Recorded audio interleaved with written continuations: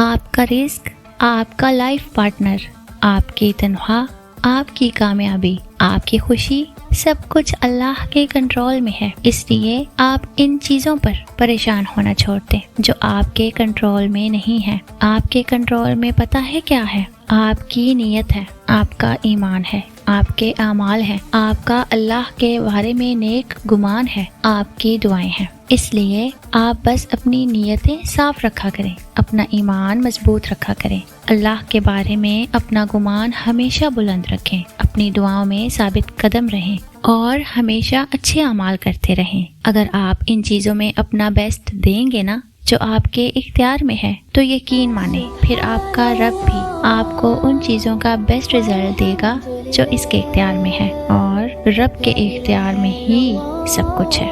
بے شک اللہ تعالیٰ سورہ ملک میں ارشاد فرماتا ہے، تبارک الذی بیدہ الملک وہو علی کل شیء قدیر۔ نہایت بزرگ و برتر ہے وہ جس کے قبضہ قدرت میں اس کائنات کی بادشاہی ہے اور وہ ہر چیز پر قادر ہے۔ بے شک